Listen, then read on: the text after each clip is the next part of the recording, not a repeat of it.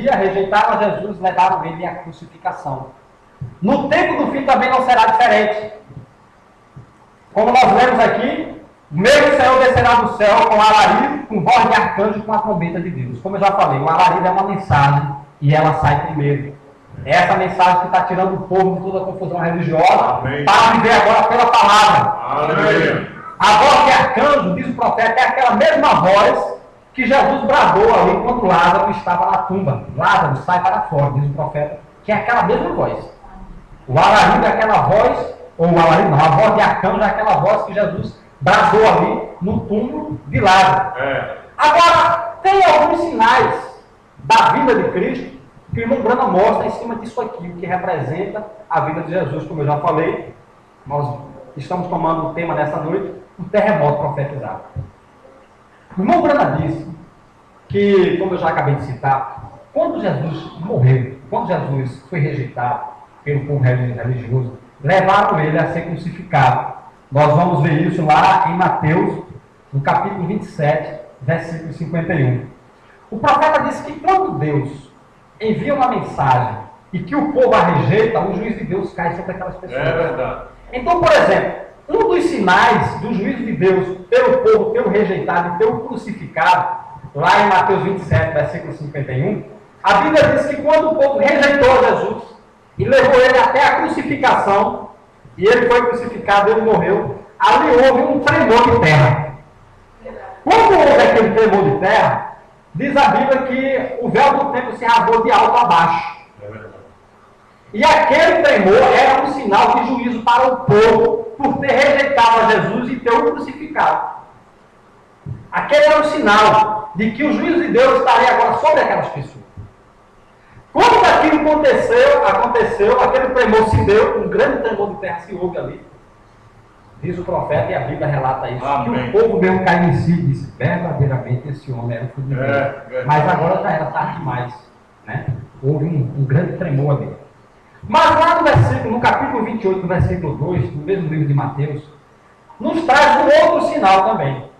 Um sinal que precedia a ressurreição de Jesus. Aleluia.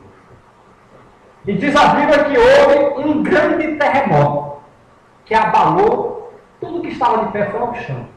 Ali. E a Bíblia diz que Jesus ressuscitou.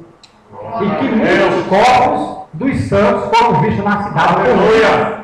Por volta de 500 pessoas.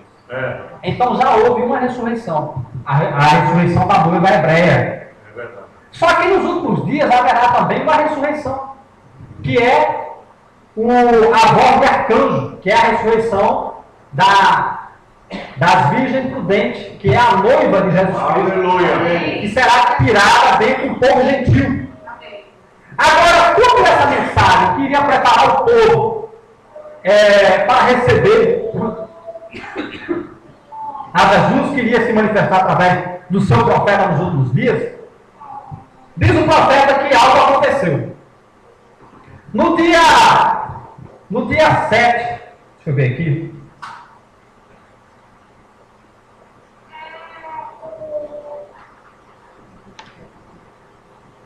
No dia 18 ao dia 24 de março de 1963, Deus cumpriu um dos segredos, ou os seus segredos, que estava prometido que seria revelado nos últimos dias.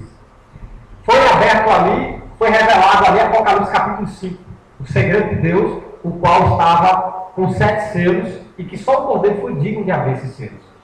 Mas, como Deus tem uma maneira de operar, e essas coisas ele revelou através do seu profeta. Prometido através de Malaquias 4, 5, 6, que é o nosso precioso irmão Branham, nós cremos que esse requisito dessa mensagem profética se cumpre na vida dele, pelo seu ministério, com respaldo dentro da palavra do Senhor. Todo o segredo de Deus foi revelado ali no dia 18 ao dia 24 de março de 1963. Cumpriu isso ali. Então Deus, através do profeta, trouxe uma mensagem. Aleluia. E lhe ordenou para levar essa mensagem ao mundo. E essa mensagem de restauração, que é o alarido de Deus, o irmão Branham levou em todo o mundo. Inclusive essa mensagem ela está sendo ministrada em mais de 190 países. É verdade. Está sendo levada ao povo através de literatura, através de CDs, de DVDs, de programas de rádio, através dos missionários, dos evangelistas, está sendo ecoado no mundo todo. Amém. Para se cumprir Mateus 24, versículo 14, se eu não me engano, que diz que esse evangelho do reino será pregado em todo mundo como testemunho. Então essa mensagem, ela tem sido levada diretamente para o povo religioso, principalmente para se cumprir 18 partes do Apocalipse, como eu falei. Deus chamando o povo para sair do sistema, das organizações e vir para a sua palavra. Amém. Não vindo para a denominação, mas vindo para a sua palavra.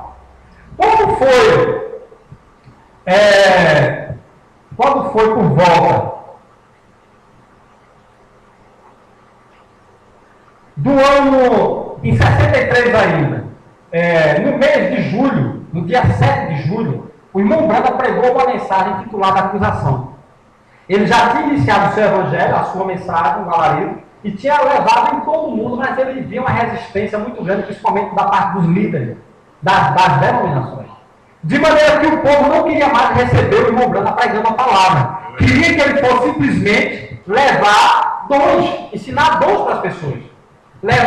Ensinar as pessoas a operar os dons, a ter visão, a profecia, manifestar os dons de língua.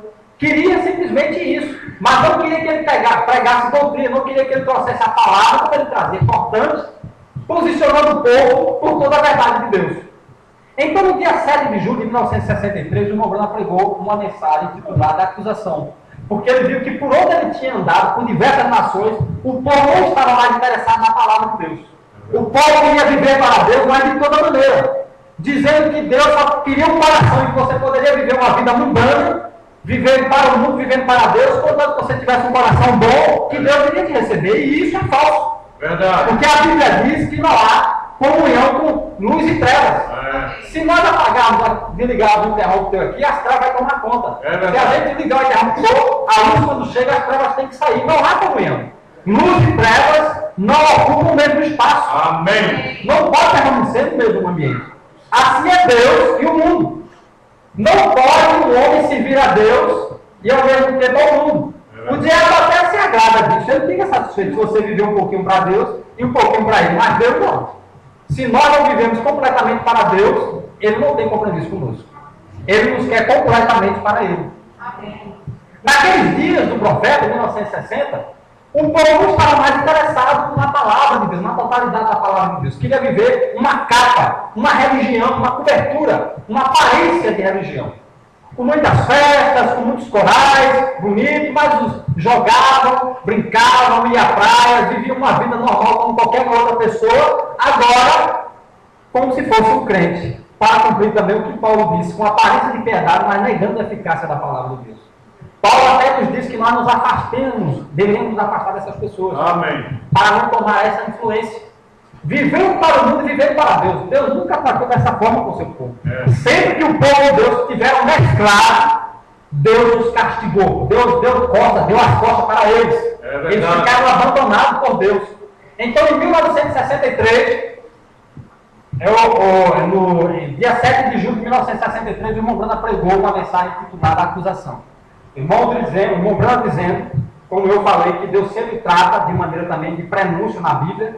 As coisas que irá acontecer já estavam anunciadas antes, e a história está sempre a se repetir. E assim como aconteceu nos dias de Jesus, é prometido que seria no tempo de hoje. O irmão Branda, quando pregou essa mensagem de acusação, ele disse: eu acuso esta geração mais uma vez de negar a Jesus Cristo, de rejeitar a Jesus Cristo, porque lá em Hebreus 13:8 diz que Jesus Cristo é o mesmo ontem, hoje e eternamente. Aleluia. E Jesus Cristo é a palavra. Amém.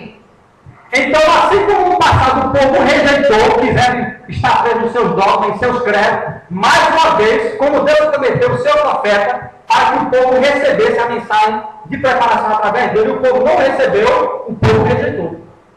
E quando eles trocaram a palavra por credos, por dogmas, por rótulos de igreja, eles crucificaram a Jesus mais uma vez. Irmão Branda disse: isso não ficará impune, porque uma ação traz uma reação. Deus tem prometido uma mensagem de restauração.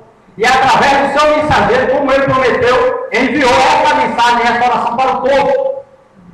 Ele agora espera uma atitude do povo. E a atitude que o povo tomar terá uma reação. Aqueles que abraçarem essa mensagem, a reação será de salvação. E aqueles que rejeitarem resistirem a essa mensagem, a manifestação ou a atuação disso aí, o resultado disso vai ser o juízo de Deus.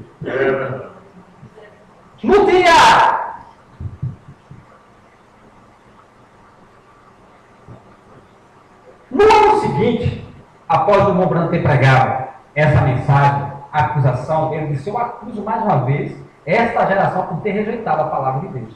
Eles crucificaram Jesus. Preferiram ficar com seus dogmas e com seus credos, ao invés de tomar Deus em sua palavra. De buscar o que Deus tem prometido, mesmo que se mostre para ele, de que Deus tem prometido no profeta, não estão interessados em averiguar isso na Bíblia. Eu não creio nisso, não. Eles não querem saber. Quando você mostra que antes da vinda de Jesus, o próprio Jesus falou que Elias viria e restauraria todas as coisas, lá em Atos, Pedro falou que Jesus não viria enquanto a restauração não se der. Lá em Apocalipse 10:7, dizendo que na voz do sétimo anjo, Deus cumprirá o seu segredo, revelando a sua palavra nos últimos dias para que o povo esteja preparado. Quando o povo rejeita isso, eles não estão interessados. Você cita as escrituras e eles não vão averiguar. Como no passado também não foram averiguar quando João disse que era a voz que clamava no deserto, que João era o cumprimento de Isaías 40, verso 3, era o cumprimento de Malaquias capítulo 3 e de outras escrituras. O povo não se interessou em buscar isso de perto para saber se isso era verdade. Eles estavam mais interessados nos seus dogmas, nos seus credos, nas suas igrejas. Mas não estavam mais tomando Deus em sua palavra. Então, em 64, no ano seguinte, já antes o irmão Branham disse: isso não vai ficar assim. O juízo de Deus estará sobre essas pessoas. Em 64, na sexta-feira santa, do ano de 64, 3 dias antes mais ou menos, 2 ou 3 dias antes da Semana Santa, o anjo de Deus visitou o irmão Branham e disse: tome uma pedra e lance para cima. O irmão Branham estava tendo uma temporada de caça junto com alguns irmãos. E ali, quando o anjo de Deus o visitou, ele tomou aquela pedra e lançou para cima. Quando ele tomou aquela pedra e lançou para cima, a pedra caiu no chão, aquilo formou um torvelinho de vento. O anjo de Deus tornou ali um torvelinho de vento. Como um ciclone, né? Isso. Diante daqueles irmãos, o pessoal ficou assustado porque era algo sobrenatural e aquilo desapareceu. Ficaram todos assustados, procuraram o irmão Branham. O que foi isso? O que isso significa? Ele disse: Deus visita o seu povo através de torvelinho de vento. Ele visitou a Jó através de um torvelinho. Irmão Branham, o que isso significa? Ele disse: isso significa que o juízo de Deus está prestes a cair. Ele anunciou isso e ficou quieto, não sabia nada mais. Ele disse: cada ação traz uma reação. Assim como ele, ali naquele exemplo que estava se dando, lançou a pedra, quando a pedra caiu no chão, tornou-se um torvelinho de vento, né? Como que uma reação daquilo ali. Era uma representação de que algo estava para acontecer pelo fato do povo ter rejeitado a palavra dele. No dia seguinte, quando ele estava voltando para o acampamento, junto com alguns irmãos, mais uma vez o anjo visitou e disse: afasta-se rapidamente. Ele estava junto com o irmão Banquiwood e outros irmãos e disse: irmão, se escondam atrás do carro, se escondam, se afastem o mais rápido possível. E quando isso aconteceu, mais uma vez aquela coluna de fogo se apareceu. Apareceu como que 1,5 metro acima dele e ali deu um grande estrondo. E aquilo formou mais uma vez um torvelinho de vento. E em forma de uma serra, né, cortando.